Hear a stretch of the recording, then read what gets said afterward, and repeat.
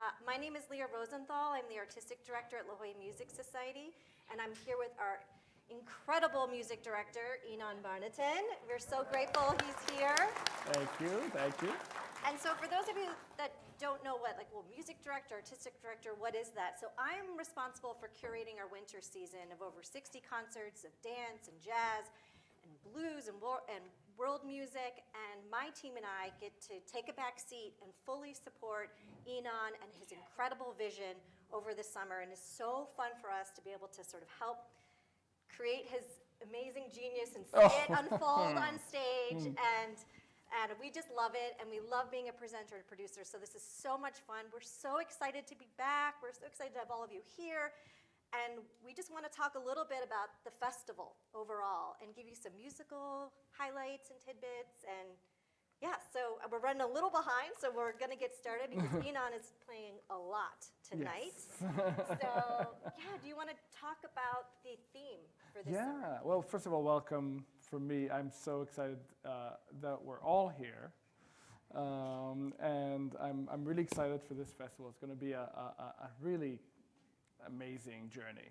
The theme this year is Under the Influence, and it's not about getting drunk and getting arrested.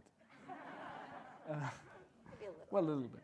No, it is about the influences that were major in composers' lives, in their music, in the things that made them who they are and what they write, and the things that influences also us, the performers. For example, the first concert, the one that you are about to hear tonight, Side by Side, is an exploration of the composers that not only influenced one another, but wrote pieces together. For example, we have the first piece you'll hear was written by 7 different composers, each of them contributing a variation to this variation piece. We have a piece that was written by Chopin together with Franchomme. So we have a piece that Brahms wrote on music by Haydn, that Haydn wrote also music by somebody else. So it's all these layers. And then on the second half, we have these multiple instrument pieces where we are influenced by one another. So 4 violins at the same time, followed by 4 pianos at the same time. With Garrick Olson, Enon Barnaton, Joyce Yang, and Wynonna Yang. Yeah. Wynonna Wang, yeah. Just going to be unbelievable and celebratory end to the opening night performance. First time ever, 4 pianos on the Conrad stage. I'm very excited about that. You can feel the earth move a little bit. Did you want to talk a little bit about, or wait for the concert to? Oh, I'll talk about the concert. Okay, I will talk about it at the concert.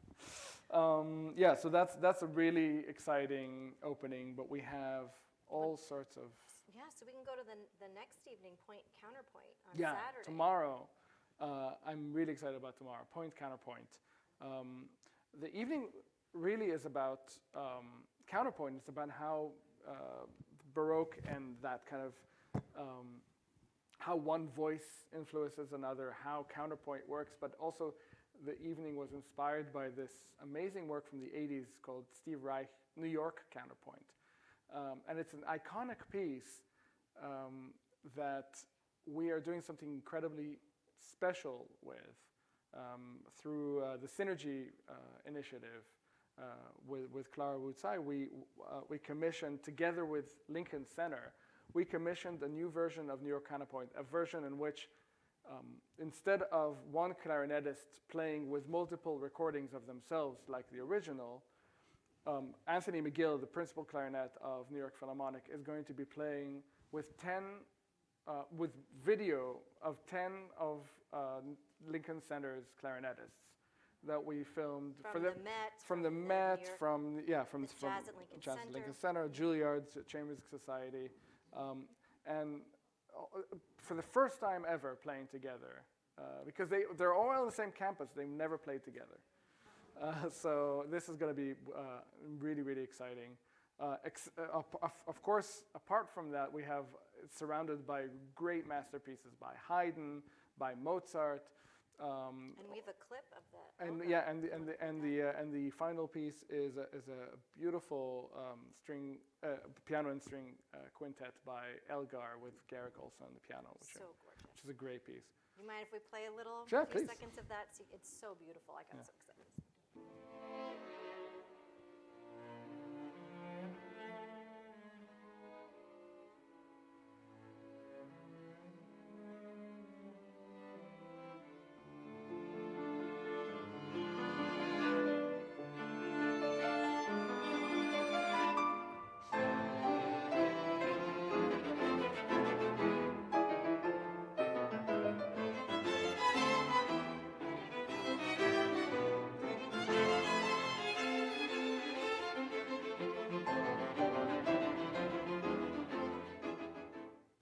Yeah, it's a great piece, and it's inspired by really ghostly trees that he had in his backyard.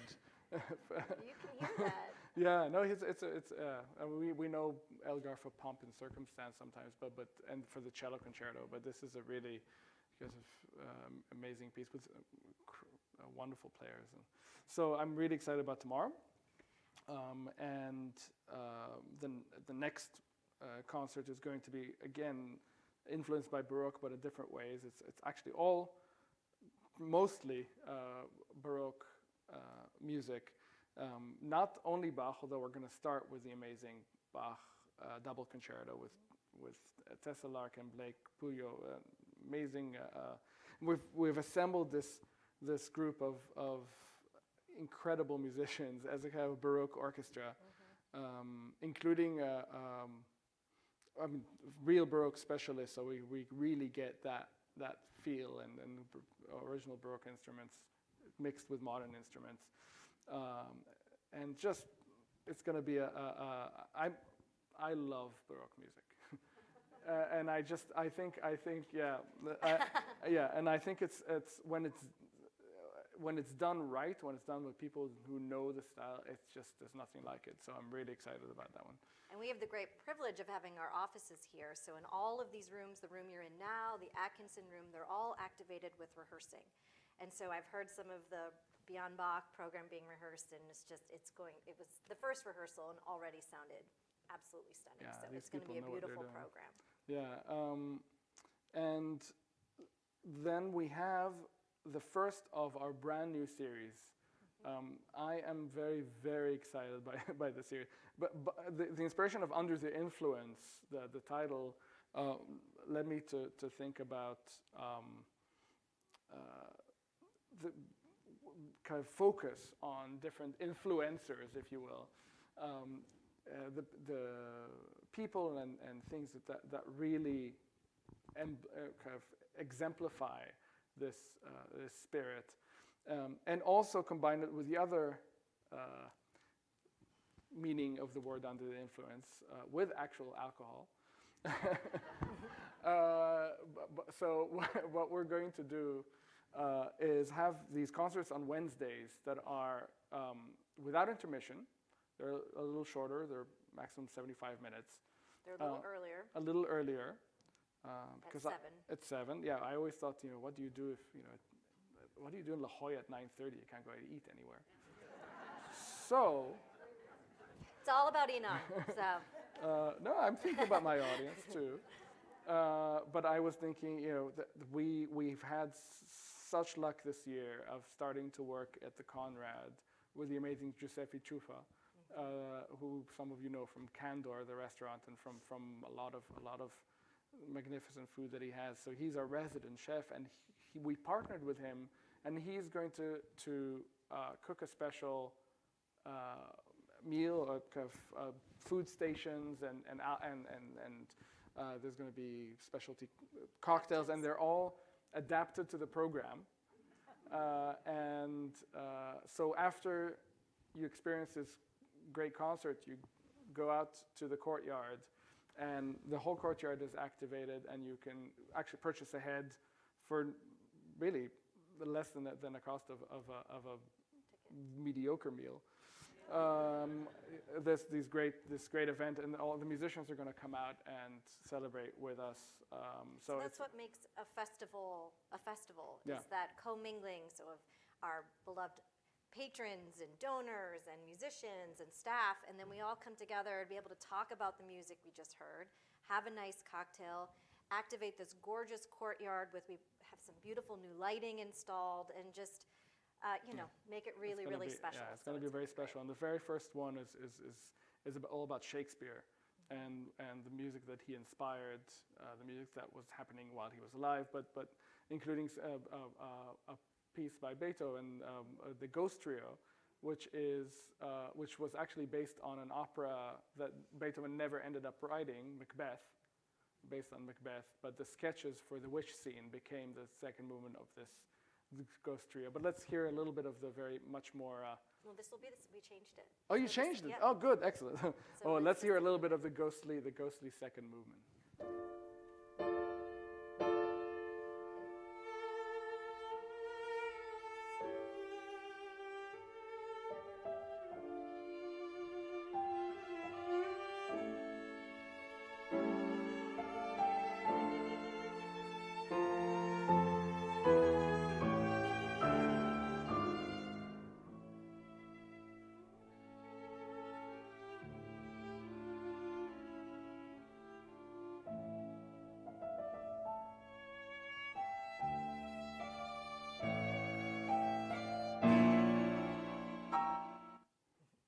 Now it comes. Yeah. So I'm really, really excited about it. We have some amazing musicians coming in from Europe. Thankfully, most of them got their visas. Yeah. And including Dame Imogen Cooper, one of the most celebrated UK pianists that doesn't come here, I don't think has ever played in San Diego. So I'm really excited about that. I really encourage everybody to check out that Wednesday series. And we have other ones, apart from the Shakespeare one, there's one, Vivaldi's Four Seasons, which played, each season played by a different star violinist. That's going to be a huge epic concert. Then we have one by Cécile McLaurin-Salvant, and I will talk about that a little bit later, the amazing jazz singer. And the fourth one is Miro Quartet, the very, very beloved quartet has been coming here for many years, and it's one of the great quartets of the world. And they teamed up with one of the great composers of our time, Caroline Shaw, the youngest composer ever to receive a Pulitzer Prize, probably the most in-demand composer living today. She's still very young and just everybody wants her, and I can't believe she's going to be here. We're going to premiere a piece of hers, but also she's going to be singing and she's going to be playing, including playing viola in Mendelssohn Quintet with the Miro Quartet. So in that particular Wednesday, they're going to do their concert with Mendelssohn and her new piece. Then she's going to curate an amazing evening here, just an hour that she completely chose the music for. I'll be playing in it. She'll be singing and playing in the quartet, and there's going to be cocktails. There's going to be lots of fun. It's going to be just an incredible evening. So I really so looking forward to that. Can't believe that she's going to be here. Very excited about that. So those of you who came last year may have heard a piece of hers with the film, with the Taka Quartet. So that's a very exciting thing in the Wednesday series. Next we're going to talk a little bit about a weekend in Paris. Oh, yeah. So one of the things, under the influence, one of the things that really influenced composers are places. And we heard about New York Counterpoint. And this, I tried to create a concert around the city of Paris, and it was impossible because there were so many things I wanted to explore. And there's such amazing music, and there's so... I knew, but I never realized how much of a center it was for music, musicians, thinkers, writers. So we created a whole weekend. So we're going to have a weekend in Paris, right here, and exploring the salons, the great salons of Paris, all this music that was written in these for these intimate gatherings, and I love how you interweave some of the great masterpieces that we all know and love, like the Fauré Piano Quartet and the Ravel Piano Trio, with some other composers like Milhaud and Boulanger that maybe people that they don't recognize, and so it's a wonderful mix. Yeah, I mean, it's really just a real exploration of what it was like in that kind of these two periods from the mid 18th century to mid 19th century. La Belle Époque, the beautiful era, is the translation, and Les Années Folles, the crazy years. Mm-hmm. So if we can all think of Paris in the 20s,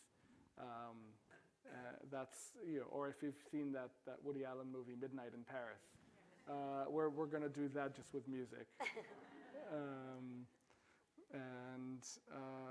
So that's I'm really excited. There's one focus on the salons, one focus on the fabled conservatoire, and one focused on how under the influence French composers were by others, by their own predecessors, and by just the world. So amazing performers. Again, some great people from Europe, some people we know and love, like Augustin Hadlich, and I can't start picking favorites because they're all amazing. Everybody who's here is the best of the best of the best. Yes, so absolutely. And so we have a couple more concerts we wanted to explore. I know we're a little bit tight on time, but it's so much to talk about. A little bit about the New Romantics. Oh yeah. So I don't know. I think most people know Marc-André Hamelin, one of the most celebrated pianists alive, and he's known for. He's everywhere. I mean, it's just not. He's played here before, but it's been. Oh really? It's been I think it's been almost 10 years since he was last. Well, he's busy. So we're really excited to welcome him. Yeah, and he's one of the most adventurous, amazing pianists. Incredible technique, incredible appetite for just the unexplored and the interesting and the curious. And he's also a fantastic composer. So he's coming here to play both with me, and he's going to play amazing some solo and some chamber, but he's also bringing us a world premiere of his piano quintet. And it just sounds, he's not afraid to write beautiful music. It's not, this is, and I think that's. Oh, come on, Steve. Well, it's people think about contemporary music, and they think there's a lot of different types, and there's been a huge shift. There's been a big shift. I mean, Caroline Shaw is an example. She writes incredibly music that is very beautiful and very complex at the same time, but she doesn't sacrifice one for the other. And Mark is the same. He writes actually very lush, quite romantic music, but without sacrificing the innovative nature. And so I'm really excited. The incomplete work was performed before, and I've heard some of that, and it's just beautiful. So this is the first time the complete work is going to be premiered, and with the Dover Quartet, which are, again, one of the hottest quartets around. Yeah, so I'm really excited about that. And Dover Quartet were actually our fellowship artists many years ago when they were called Old City Quartet, and then they won the Banff competition, which is one of the most prestigious in the world, and their star has been continuing to rise ever since, and they are fantastic, and they love coming here. They love that all of you love them, and so we're excited to welcome them back. And the Dvorak is also one of my favorite piano trios. So we have a little clip of the Dvorak. Oh, great.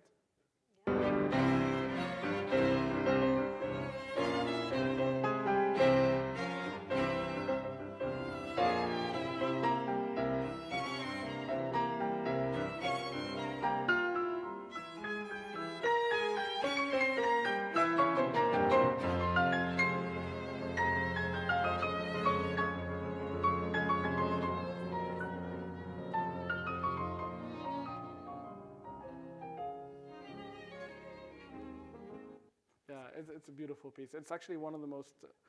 It's atypical for Dvorak because it's quite Brahmsian. It's not his folk character, but it's very romantic and lush and big. Yeah, so it's with some incredible players. So next we're going to look at the Wagner effect. Oh yeah, that's the second concert that Marc-Andre is involved in, and we're exploring one of the most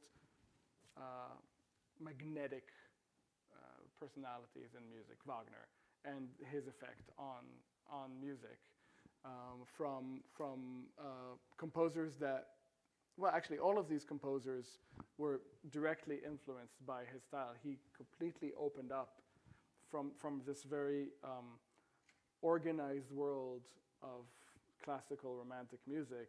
He opened it up to, both dramatically and harmonically, and people were under his spell. So this is going to be really an amazing exploration, including Dochnali Success, which not a very often performed piece, and I don't really understand why. I think it's well, maybe because it's an unusual combination. Yes. It's strings and clarinet and horn, which you don't get these people together very often unless you're in a festival. Yeah, and this is going to be an amazing concert. I can talk about it forever, but I don't know. Well, let's talk a little bit about the Synergy series. Let's move to that so we can, this incredible week of activities that are sort of genre bending and just a little bit out of the box of what we normally. Yeah, so those of you who've been before know that we've started my first year. It was also the first year of the Synergy series, and that series aims to collaborate between classical musicians and other art forms, and how the meeting point when amazing artists from these different worlds meet and collide and create the magic. And this year we have the return of Cécile McLaurin-Salvant, probably. I'm using this a lot today. The hottest. She's like won. an SNL She's 30. She's 31, 2, something like that. She's already won 3 or 4 Grammys for best classical jazz album. The most. She's probably my favorite jazz. She's kind of the new Sarah Vaughan, if you will, but with such an adventurous spirit, has a classical background. Those of you who were here in 2019 know exactly how incredible this is going to be. So we got her, and we got her twice. So she's going to do her own concert, exploring some of her own music, but also things that influenced her.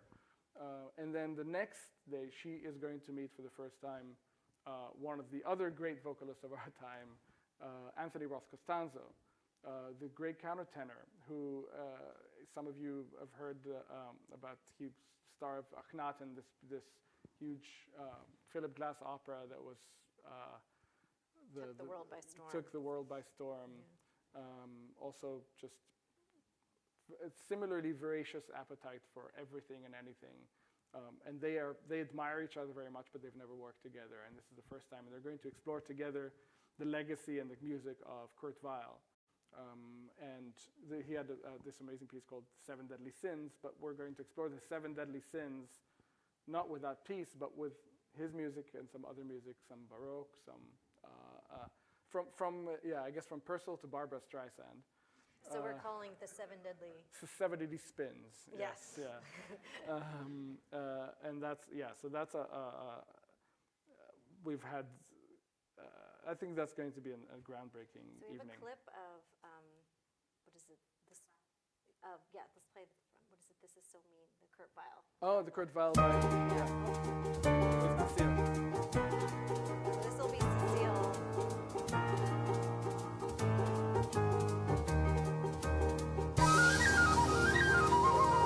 All I'm asking isn't much. Once instead of all this sadness, from a man a little gladness. Is that asking very much? Is that asking such a much? And she'll be singing duets with Anthony Roth Costanza. We also have musicians from the Knights. preeminent chamber orchestra based out of Brooklyn. And so we don't have a clip of Anthony singing repertoire from the program, but just so you could hear sort of how different, and hearing these voices come together, here's a little clip of Anthony singing Ombra Mai Fu from Handel's opera Xerxes.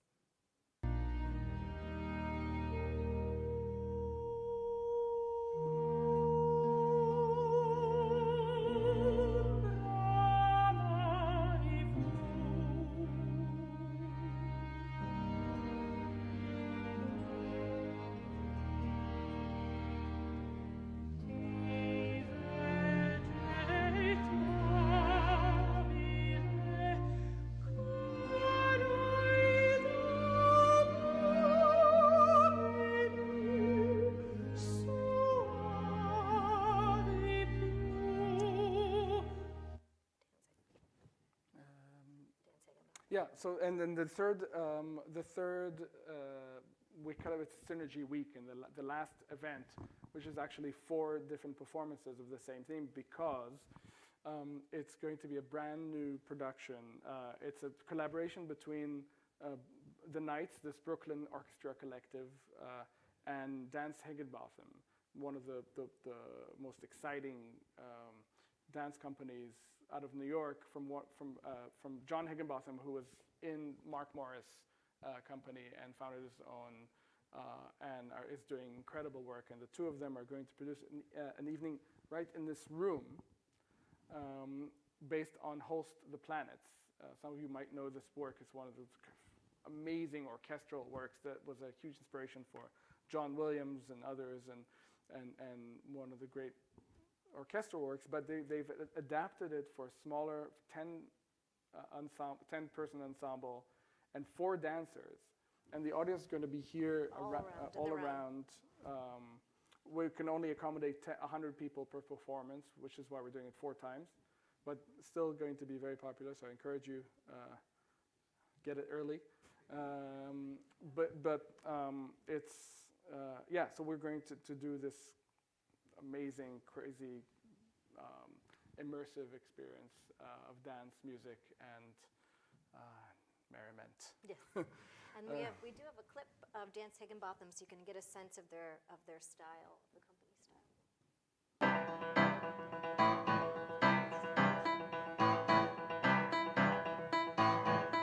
He's a little cheeky, the choreographer. He has a sense of humor.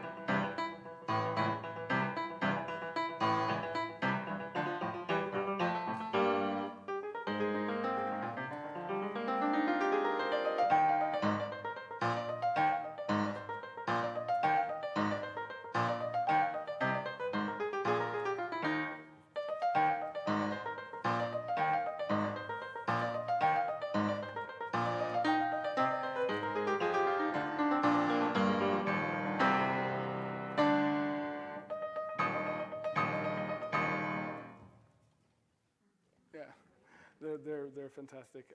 I do have to go, but I do want to tell you about the last concert, the finale, which is in some ways it's an exploration of the biggest influence on composers, because it's kind of a cheeky exploration of a very non-cheeky subject, which is death. It really inspired some of the most incredible music, some of it tragic, some of it comic, some of it of every kind. And we're going to focus on 2 composers, Strauss and Schubert, seen sometimes through the eyes of others. This great piece by Thiel Euspiegel, what a great orchestral piece, arranged for 5 instruments, all about merry pranks of Thiel Euspiegel, and a delightful piece. And it is about death because he gets, but more about that in the finale. And then this incredible Metamorphosen, one of the most moving pieces that Strauss wrote for strings after the war, and really just incredibly emotional and wonderful. And then Mahler's arrangement of Schubert's Death in the Maiden Quartet for string orchestra. We're going to have probably the best string orchestra that's ever assembled, with soloists from around the world, and including Caroline Shaw actually on viola, but some of the like James Ennis, who you see here, one of the great soloists. So this will be just an explosion, and this is just I think we have a little bit clip, of Schubert.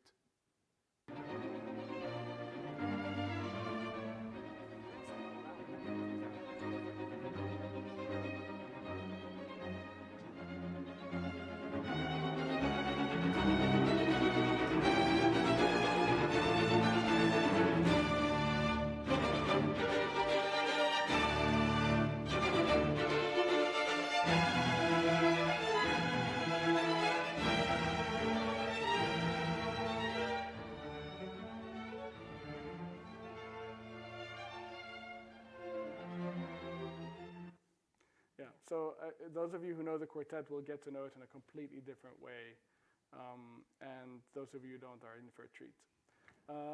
So I do have to get ready for a concert in 20 minutes, but thank you so much for joining us. Thank you.